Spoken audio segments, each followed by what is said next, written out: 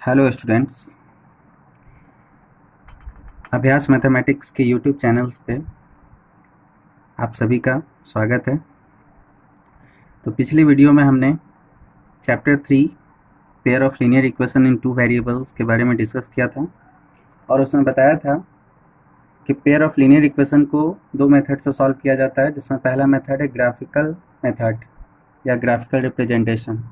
तो graphical method में first condition के बारे में हम लोग डिस्कस किए थे। तो सेकेंड कंडीशन को शुरू करते हैं यहाँ से। तो सेकेंड कंडीशन के लिए सबसे पहले तो एग्जाम्पल से आपको समझाते हैं। तो इसके एग्जाम्पल के लिए पहले हमको एक system of linear equation is two variable का लेना होगा। तो इसके लिए एग्जाम्पल लेते हैं 2x plus 3y plus 6 is equal to 0 and 4x plus 6y plus 12 is equal to 0। अब उसी प्रकार इसमें इसके कोएफिशिएंट को निकालते हैं। तो कोएफिशिएंट क्या हो जाएगा, a1 2, b1 3 और c1 6, a2 4, b2 6 और c2 0। उसके बाद अब यहाँ पे इसकी जो कोफिशिएंट है इनका रेशियो देखते हैं। तो a1 बाई a2 और b1 बाई b2 और c1 बाई c2। अब आप ये देखो कि क्या a1 बाई a2 यानी a1 और a2 का जो रेशियो है वो कितना है, तो 2/4 यानी कैंसिल आउट करेंगे तो 1/2। उसी प्रकार b1 बाई b2 को करेंगे तो 1/2 मिलेगा, c1 बाई c2 को भी करेंगे तो 1 मिलेगा, सॉरी c2 आपका 12 है, तो 6/12 यानी कि 1/2 मिलेगा। तो इसका मतलब ये हुआ कि ये तीनों इक्वल हो गया, a1 by a2 is equal to b1 by b2 is equal to c1 by c2। तो अब जब तीनों यहाँ बराबर हो जाए, a1 by a2 is equal to b1 by b2 is equal to c1 by c2, तो इसका जो ग्राफिकल रिप्रेजेंटेशन होता है वो देता है कोइंसिडेंट लाइन, कोइंसिडेंट लाइंस। और जो इसका सॉल्यूशन होगा इक्वेशन का वो होगा इन्फिनिटली मेनी सॉल्यूशन।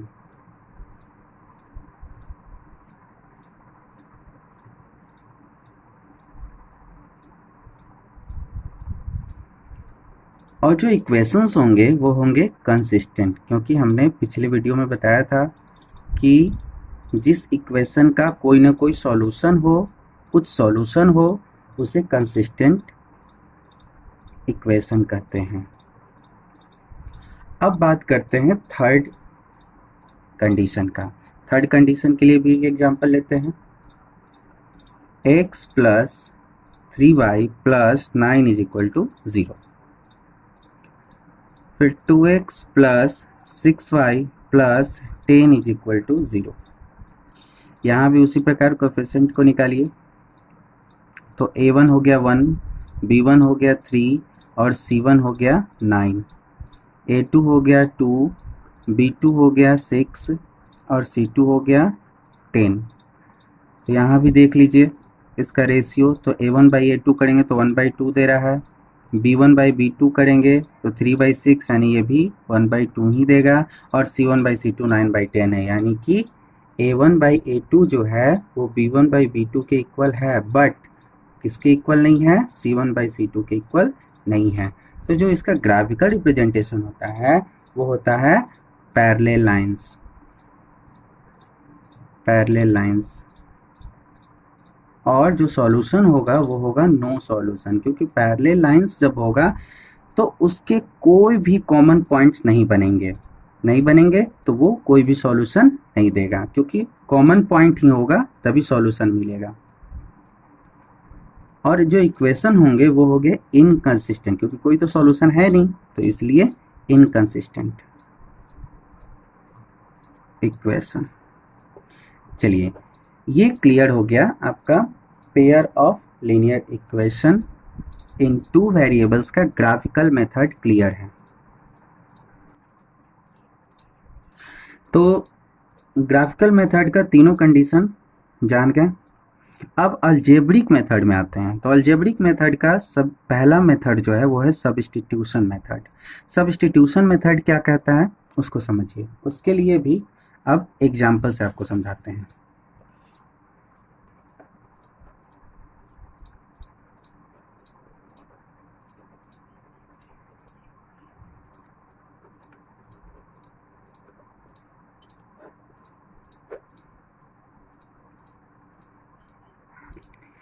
तो इसके लिए पहले हम लोग एक एग्जाम्पल लेते हैं।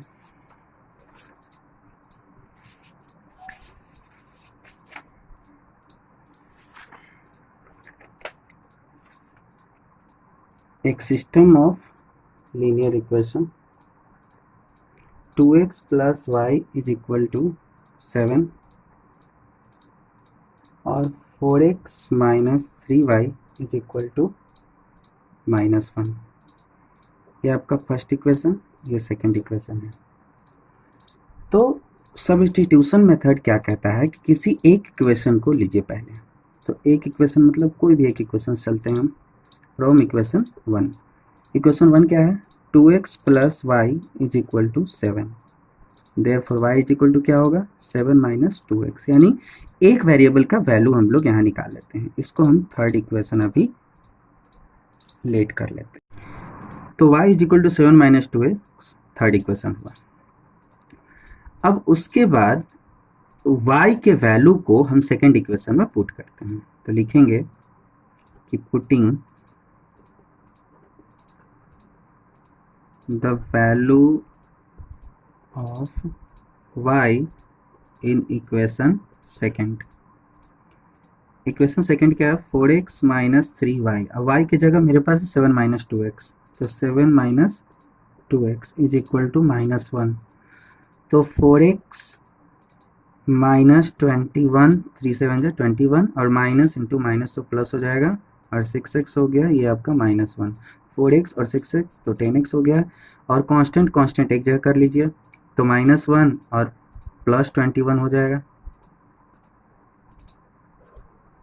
उसके बाद समझते हैं यहाँ पे। तो 10x इज इक्वल टू हो गया आपका 20 प्लस 21 और -1 तो 20 हो गया। तो x is equal to 20/10 therefore 2। अब ये x का वैल्यू को हम लोग पुट कर देते हैं। Putting the value of x in equation third, क्योंकि थर्ड में x के वैल्यू को पुट करेंगे तो y का वैल्यू हमें मिल जाएगा।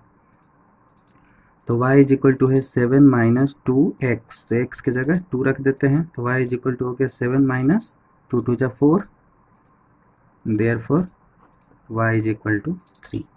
Hence x is equal to 2 और y is equal to 3। It is the solutions of this equation. चलिए, अब ये तो अलजेब्रिक मेथड का पहला मेथड हुआ सब्स्टिट्यूशन मेथड। अब एलिमिनेशन मेथड की बात करते हैं। एलिमिनेशन मेथड के लिए भी अब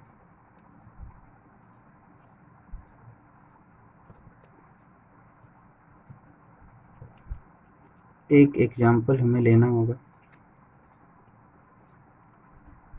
तो एग्जाम्पल है कि 10x plus 3y is equal to 75 और 6x minus 5y is equal to 11। ये फर्स्ट इक्वेशन है और ये सेकेंड इक्वेशन। देखिए एलिमिनेशन मेथड क्या होता है।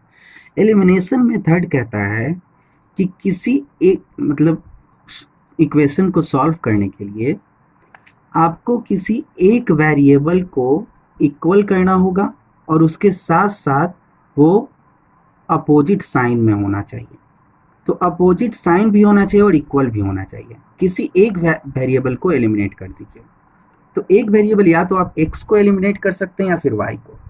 तो यहाँ हम x को अगर करेंगे तो x मेरा इक्वल होना चाहिए, तो हम देख रहे हैं इक्वल नहीं है और उसके साथ साथ अपोजिट साइन भी नहीं है, यानी इक्वल साइन है, प्लस प्लस है।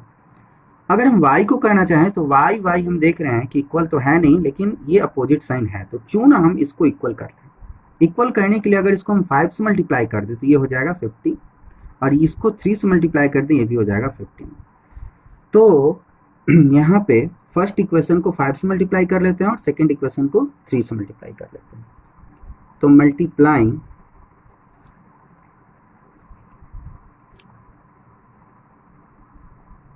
The equation 1 by 5 and equation 2 by 3 and adding both equation। मतलब पहले हम इक्वेशन 1 में 5 से मल्टीप्लाई करते हैं और इक्वेशन 2 में 3 से मल्टीप्लाई करते हैं, उसके बाद दोनों इक्वेशन को हम ऐड करेंगे। तो 5 से मल्टीप्लाई करें तो हो गया 50x और ये आपका हो गया 15y और ये हो जाएगा आपका 375। फिर 3 से मल्टीप्लाई कर रहे हैं इक्वेशन 2 को, तो 18x माइनस 15y और ये हो गया आपका 3। 11 था, सॉरी इक्वेशन में 11 है क्वेश्चन में, तो 11 3 जा 33 हो गया। अब दोनों को ऐड कर रहे हैं, तो ऐड करने पर ये दोनों कैंसिल हो गया और ये मिलके हमको देगा 68x और ये आपका हो गया दोनों मिलके 408। Therefore x is equal to 408 by 68, cancel out करेंगे तो हमें मिलेगा 6। अब putting the value of x, putting the value of x in equation किसी में भी 1 या 2, इन इक्वेशन 1, तो 10x plus 3y is equal to 75 है, तो 10 into 6 plus 3y is equal to 75, तो 60 हो गया। अब plus 3y is equal to 75 हो गया। देयरफॉर 3y यानी एक तरफ वेरिएबल दूसरी तरफ कांस्टेंट, 75 माइनस 60, तो 3y इज इक्वल टू हो गया 15। Therefore y is equal to 15 by 3 is equal to 5. Hence the solutions of these equations is equal to x is equal to 6 and y is equal to 5. अब बात करते हैं algebraic method का तीसरा method, जिसको कहा जाता है क्रॉस मल्टीप्लिकेशन मेथड।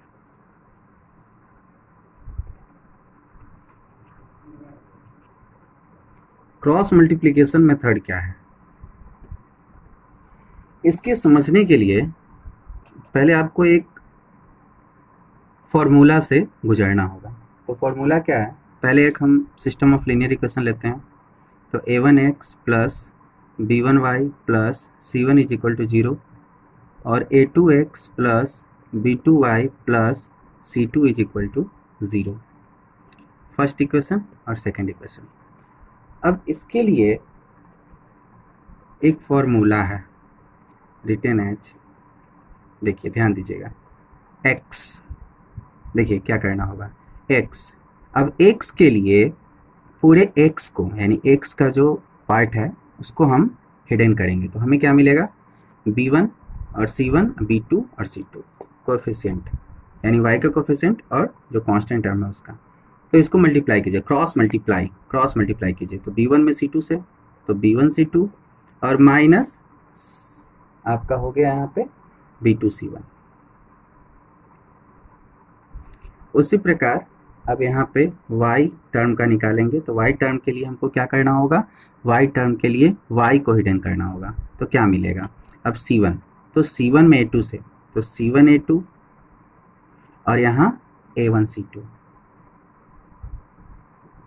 या c2 a1 और कांस्टेंट टर्म, इसका कोएफिशिएंट क्या है, कुछ नहीं है तो 1, तो 1 लिखेंगे और फिर क्या मिला a1 b2 क्रॉस मल्टीप्लाई कीजिए और यहाँ आपका हो गया a2 b1। ये हो गया क्रॉस मल्टीप्लिकेशन मेथड का एक फॉर्मूला। इसी पे आपको किसी क्वेश्चन का, अब यहाँ हम क्वेश्चन दे रहे हैं, ये अपने से आपको सॉल्व करना है। तो एक इक्वेशन दे रहे हैं आपको जो आपको सॉल्व करना है, तो 10x plus 3y is equal to 75 और 6x minus 5y is equal to 11, और इसको अपने से सॉल्व कीजिए आप लोग, ये एक असाइनमेंट के रूप में है। क्रॉस मल्टीप्लिकेशन मेथड पे बैठाइए, आपको x का और y का वैल्यू मिल जाएगा, ठीक है। अब बात करते हैं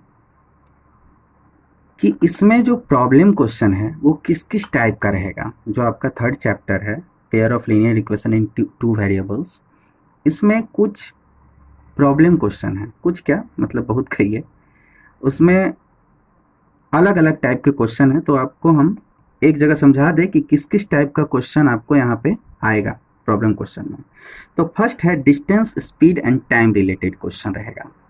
फिर है up stream and down stream in river related question होंगे। फिर है जियोमेट्रिक एंड मेंसुरेशंस रिलेटेड क्वेश्चंस होंगे। फिर number and digit related question होंगे। वर्क रेट रिलेटेड क्वेश्चन होंगे। फिर फ्रैक्शन रिलेटेड क्वेश्चन होंगे। फिर एज रिलेटेड क्वेश्चन होंगे और last mixing and commercial questions होंगे। तो इस टाइप का क्वेश्चन होगा। तो अगले वीडियो में हम लोग फिर मिलते हैं चैप्टर के साथ। जो थर्ड चैप्टर है उसका ग्राफिकल मेथड से हम समझाएंगे एक्सरसाइज 3.1 और 3.2 जो ग्राफिकल मेथड पे है। तो अगले वीडियो में 3.1 3.2 के साथ मिलेंगे, जो मेन क्वेश्चन होगा, जो इम्पोर्टेंट क्वेश्चन होगा उसके साथ।